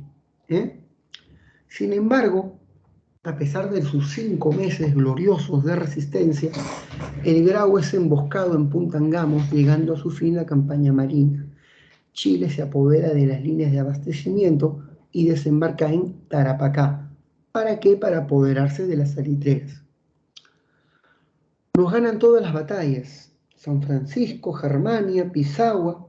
La única victoria nuestra es la batalla de Tarapacá, donde nuestra infantería repele el ataque chileno sobre la ciudad. Pero repele la primera oleada. Ya no tenemos ni alimentos, ni recursos, ni municiones para defendernos de una segunda oleada. Así que ganamos la batalla, pero abandonamos la plaza. Nos retiramos a Arica y Chile ocupa Tarapacá. Nuestro presidente se va a Europa a adquirir armamento, pero le hacen golpe de Estado a Prado. ¿Quién le hace golpe de Estado? Pierola, que se convierte en presidente ejerciendo una dictadura en el 79. Para justificar su golpe de Estado, Pierola difunde una mentira irresponsablemente difundida, que Prado hizo una colecta pública, se fue con el dinero para nunca más volver, traicionando al Perú. Mentira. Esa es la versión inventada por el pierolismo. El presidente no se llevó ningún centavo de colecta pública. Se fue solo con su bolsa de viaje y si no regresó fueron por las amenazas de muerte de Pierola y sus secuaces. El presidente sí regresó tras la Guerra del Pacífico. Así que es una leyenda negra inventada por el pierolismo. Muy bien. Los chilenos desembarcan en Moquegua, comienza la campaña de Tacna y Arica, nos derrotan en la batalla más grande de la campaña del sur, la batalla del Alto de la Alianza. En esta batalla derrotan al grueso del ejército peruano-boliviano, más de 25.000 hombres en conflicto, y Bolivia se retira de la guerra. Bolivia se retira porque queda anulada, se retira y nos abandona en esta guerra contra Chile. Chile toma Arica. El representante chileno de la Cruz le solicita al coronel Bolognesi su rendición y la entrega de la plaza de Arica. No había forma de supervivir. Bolognesi, a sabiendas que no había forma de supervivir, toma el camino de los hombres. Arica no se rinde, pelearemos hasta el último cartucho. O sea, está diciendo, vamos a morir por el honor, no vamos a entregar la plaza. Lo último que se debe perder es la honra. 18 oficiales valientes firman el acta de suicidio. Simplemente han decidido dar su vida por la dignidad nacional. Firman resistir hasta la muerte y son aplastados en Arica. La inmolación de Bolognesi y Alfonso Ugarte. El resultado es que Chile controla todo el sur salitrero. Chile quiere un tratado con el Perú y pide hasta Arequipa. Perú dice, ¿tú estás loco hasta Arequipa? Fuera de acá, chileno loco. Está fumando salitre. Y adivina qué dice Chile. Si no me das territorios, vamos a invadir tu capital. E invaden Lima para presionarnos a firmar un tratado. Barren con nosotros en San Juan, Miraflores, saquean Chorrillos, saquean Lima, saquean la biblioteca. Piérola hace una defensa terrible y huye como loca a la Sierra Central. En medio de esta desgracia aparece Cáceres. Cáceres organiza un ejército íntegramente con campesinos, montoneras campesinas, y crea la campaña de la Breña. El objetivo de Cáceres no es vencer a Chile, ya no se puede, es hostigar a los chilenos y obligarlos a firmar un tratado sin entrega de territorios, nada más. Y con sus montoneras derrota a Chile en diversas batallas, como Sangrar, Marcavalle, Pucará, Concepción, entre otras. Los chilenos quieren encontrar a Cáceres, envían ejércitos a los Andes para encontrarlos y él se moviliza esquivando cualquier tipo de emboscada, es inubicable. Nace la leyenda del brujo de los Andes porque desaparecía en las alturas. Sin embargo, los chilenos destruyen las haciendas de Cajamarca y un general y hacendado que peleó en Miraflores y que su hijo murió en la defensa de Chorrillos, Miguel Iglesias, dice: hemos peleado, no triunfamos, los chilenos están destruyendo el país, quieren territorios, así que vamos a aceptar sus condiciones para iniciar la reconstrucción. Así que acepta las condiciones de paz chilena cediendo territorio. Miguel Iglesias, en el manifiesto de Montán, acepta las condiciones chilenas y los chilenos lo reconocen como presidente del país. Cáceres no quiere esto y va a derrocar Iglesias y es interceptado en Huamachuco. En la batalla de Huamachuco, Cáceres es vencido. La guerra del Pacífico llega a su fin. Iglesias acepta las condiciones chilenas con el Tratado de Ancón. Entregamos Tarapacá, perpetuidad, Tacna y Arica por 10 años, hasta hacer un plebiscito. La guerra destruyó nuestra economía, nos dejó en recesión económica y prostrados. El partido civil, el partido de la oligarquía, fue culpado del desastre y pierde prestigio. El sector civil quedó devastado por la destrucción chilena de haciendas, puertos, ferrocarriles, y los militares asumen el poder. Este es el periodo de retorno del caudillismo, comienza el segundo militarismo.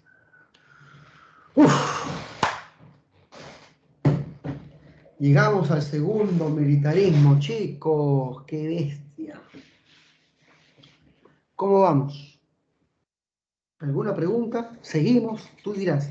¿Preguntas o seguimos? Tú dirás. ¿Siguen vivos? ¿Pueden aguantar todavía, chicos? Vamos, vamos, estamos en el round final, ¿eh? No se me mueran. Señales de vida, chicos. ¿Seguimos?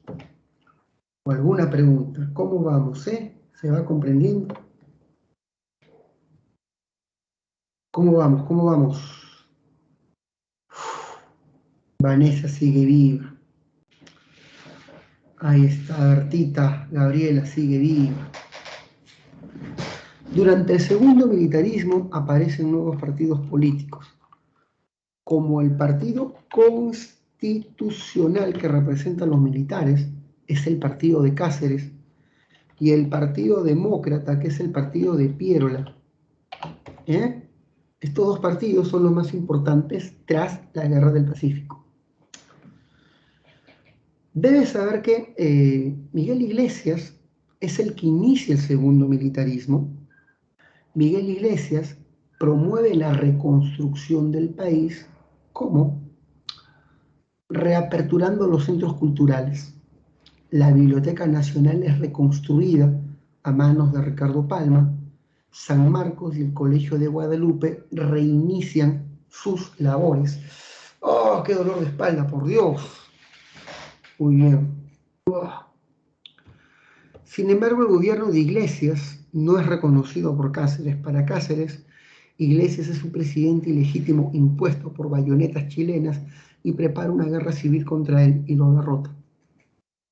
En el 86, Iglesias es vencido por Cáceres y Cáceres comienza su primer gobierno. Va a tener dos.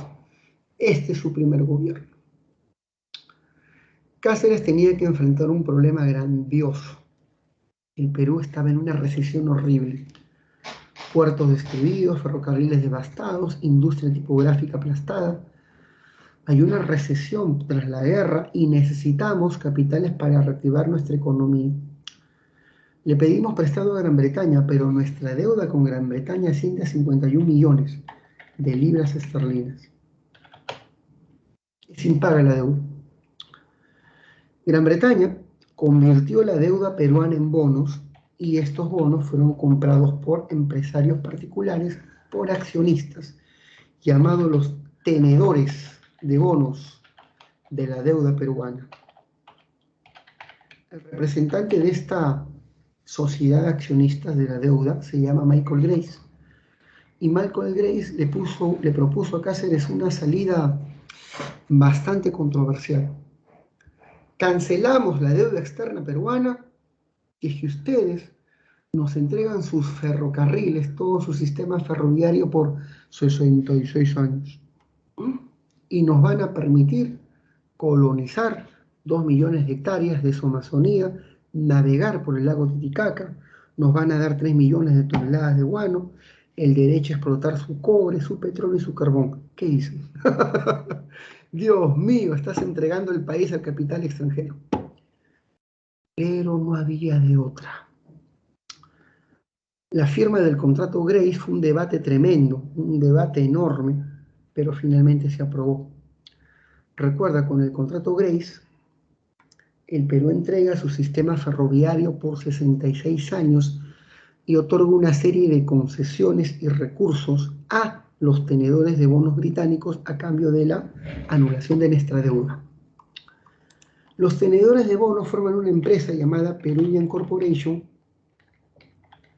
para administrar todos los bienes cedidos por el Perú a los tenedores de bonos. Los tenedores de bonos forman la Peruvian Corporation para administrar el sistema ferroviario peruano. Bueno, se asentó nuestra dependencia del capital británico, pero llegan inversiones. Después del gobierno de Cáceres, el poder lo toma otro militar de su partido, el Constitucional, Remigio Morales Bermúdez. Durante su gobierno se reinician las hostilidades con Chile porque Chile no quiere hacer el plebiscito para la devolución de Tacna y Arica. Bermúdez no termina su gobierno, muere de manera intempestiva y el poder lo toma otro militar, quien llama elecciones con un solo candidato, con candidato único, Cáceres. Así que Cáceres quiere perpetuarse en el poder de manera ilegítima. Esto genera el rechazo de dos partidos, el Partido Civil, que ya se recuperó, y el Partido Demócrata de Piérola. Ambos se unen y forman una alianza llamada la Coalición Nacional. La Coalición Nacional. Dios, mi espalda, ¿eh? El hombre elegido... me duele el cuello demasiado, mala postura. El hombre... 6 horas sentados, pues chicos, ¿no? El hombre elegido como líder de la coalición es Nicolás de Piérola, llamado el Califa.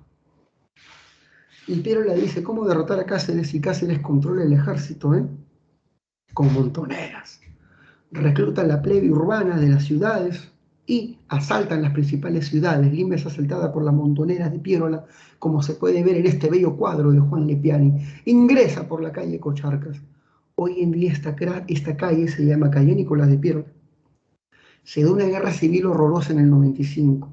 Cáceres con sus ametralladoras le mete balas en la plaza de gobierno, en la plaza de armas, le mete bala a las montoneras, horrible. Pero finalmente gana Piérola, Cáceres pasa al exilio y comienza el segundo gobierno de Piérola. Su primer gobierno fue en la Guerra del Pacífico, pues una dictadura que hizo una defensa malísima de Lima. Su segundo gobierno es bueno, oye, es bueno, y me salió gallo, es bueno, ¿eh? Él reactiva la economía. ¿Cómo? Estableciendo un modelo de diversificación de exportaciones.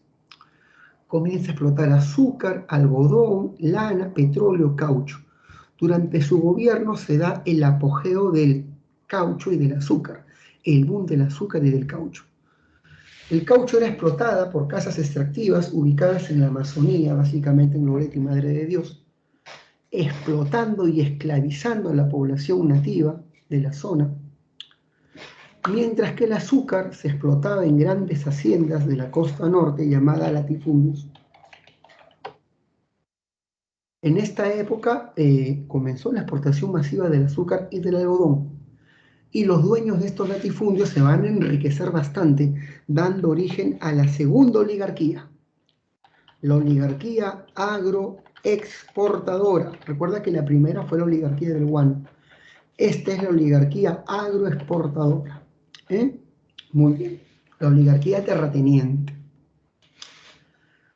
Para estabilizar nuestra economía, implantó un nuevo patrón monetario, la libra peruana de oro. El Perú adoptó el patrón oro para fortalecer nuestra moneda y estableció el estanco de la sal, el monopolio de la sal para el Estado. Solo el Estado puede vender sal, solo el Estado, solo el Estado. Y de esta manera el Estado tiene un ingreso fijo. Cada vez que Piérola saque préstamos extranjeros, coloca como garantía el estanco de la sal. Esto es importante, ¿eh? Cada vez que el Estado quiera sacar préstamos internacionales, coloca como garantía el estanco de la sal. Modernizó nuestras Fuerzas Armadas, se invitó a una misión francesa a modernizar nuestro ejército, la misión Clement, que creó la Escuela Militar de Chorrillos y estableció el servicio militar obligatorio. Y con la reforma electoral de 1895, estableció que solamente pueden votar los propietarios y alfabetos. Con esta ley, la élite económica se apoderaba del control electoral. ¿Y quiénes toman el control del Estado con esta ley que marginaba a los analfabetos y las mayorías? La oligarquía. La oligarquía asume el gobierno del país, comenzando en la República Aristocrática. Chicos, último tema, faltando 12 minutos. Veamos si la hago. Chicos, vamos, ¿están vivos? Seguimos. Tú dirás, tú dirás. Manifiéstense los que aún están vivos, los que aún están soportando como guerreros, toda esta clase maratónica. A ver, ¿quiénes están vivos todavía? Por favor, señales de vida. Digan yo. ¿Quiénes están ahí? Betsabe sigue viva. Pablo, Roxana, ahí está. Muy bien. Llamamos República Aristocrática aquel periodo de inicios del 20 en que el control del Estado cayó en manos de la oligarquía. ¿Qué es la oligarquía? Un grupo reducido y exclusivo de familias pudientes y diligentes que se apoderaron de las diversas instituciones del Estado para convertirse en los virtuales dueños del país. La oligarquía tenía por partido representativo el partido civil. Sí, los civilistas recuperan el control del Estado, por eso es que a este periodo se le llama el segundo civilismo. En este periodo, la base de nuestra economía era la agroexportación de azúcar y algodón. Y teníamos inversiones en lanas, minería, petróleo. El capital que dominaba nuestro país es el capital británico. Recordemos a la Peruvian Corporation, que está dominando nuestro sistema ferroviario. La oligarquía hizo un gobierno a espalda de las grandes mayorías, marginando a la clase media, a los indios y a los proletarios. Estos van a iniciar la lucha obrera y van a surgir en estos periodos, se va a desarrollar la lucha obrera y el sindicato más representativo fue la FOPEP. La FOPEP es el más antiguo sindicato de nuestro país. Federación de Obreros Panaderos Estrella del Perú. Simplemente vas a decir que nuestro primer sindicato se conoce como Estrella del Perú. Y su principal demanda fue la ley de las 8 horas.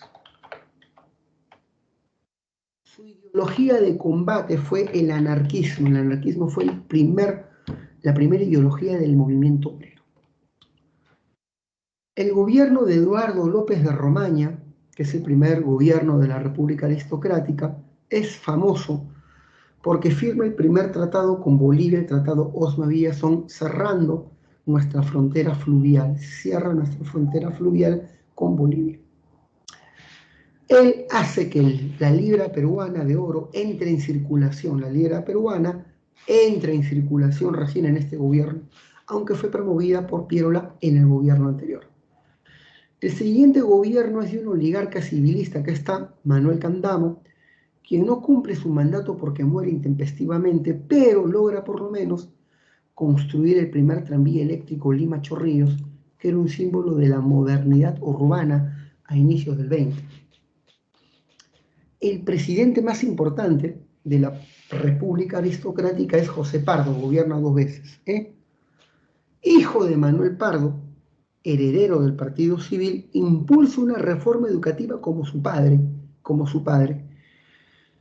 colocando los colegios a disposición del gobierno central. Antes los colegios estaban en dependencias del gobierno municipal. Un sistema escolar unificado era imposible.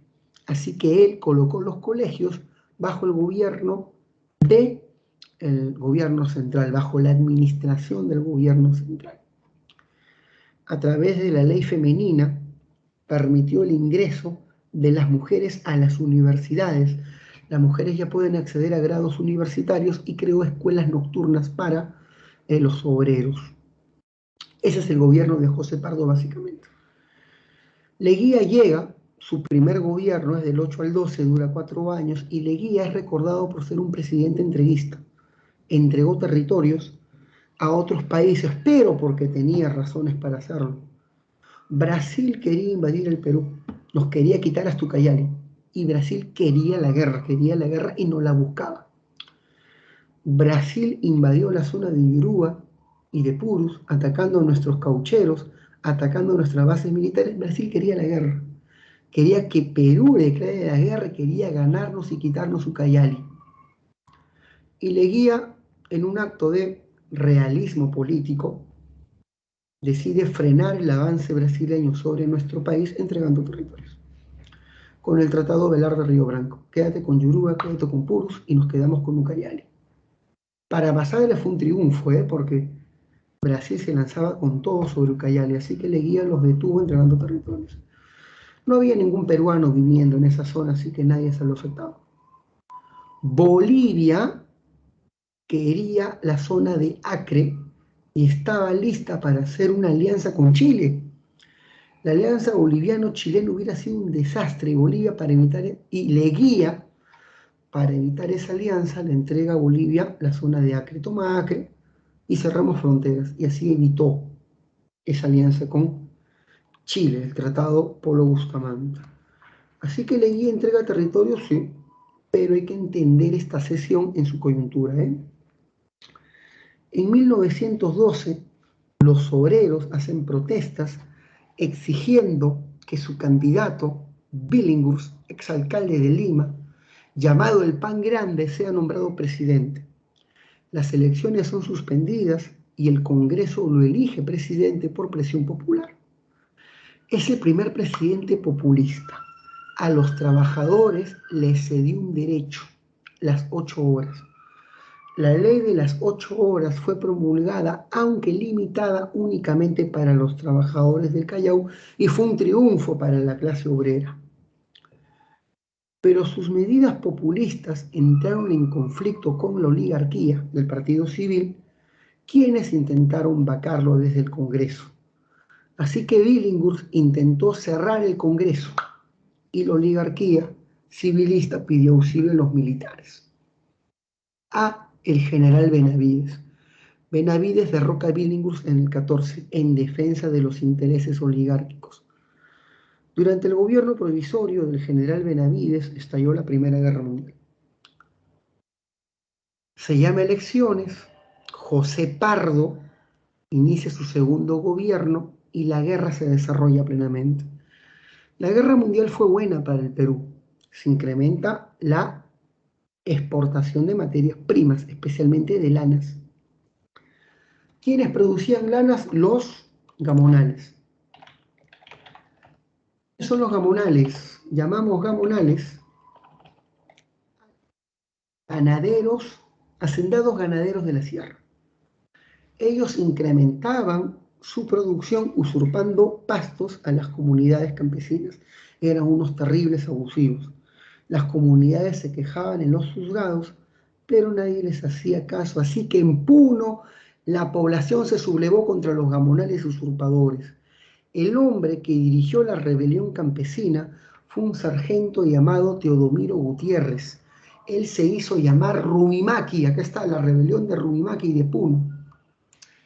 Asaltaba las haciendas y repartía todo lo obtenido entre los pueblos. Los gamonales forman su propia tropa, sus huestes, derrotan a Rumimaki y este huye a Bolivia, donde se le pierde el rastro. La guerra acaba y al acabar la guerra las exportaciones se derrumban. Los precios suben, hay una crisis de las subsistencias y los obreros hacen marchas y paros a nivel nacional. Para frenar esta protesta obrera descontrolada, José Pardo, siendo oligarca, extiende la ley de las 8 horas del Callao a nivel nacional. Se implementa a nivel nacional la jornada de las 8 horas. Acabado el gobierno de José Pardo, Leguía toma el poder y promete una patria nueva. Comienza el gobierno de Leguía, llamado el oncenio, en el 19, y con eso se acabó la clase. Chicos, hemos terminado esta clase brutal, donde hemos hecho desde la independencia, qué bestia, hasta el oncenio de Leguía. Vamos a dictar las claves, Dictemos las claves. Avión, 2 avión, 3 beso.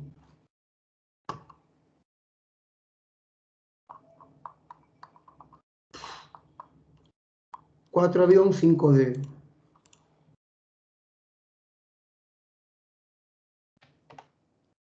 Se acabó. Chicos, gracias por su atención. Gracias a los supervivientes, a los que han aguantado esta clase maratónica. ¿Sí? Gracias a los que han aguantado. Muy bien, fue bastante, pensé que no iba a acabar, pero se acabó.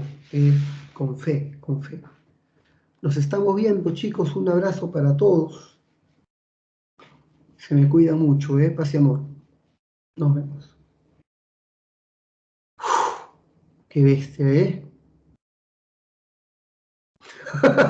Ese es un montón. Nos vemos.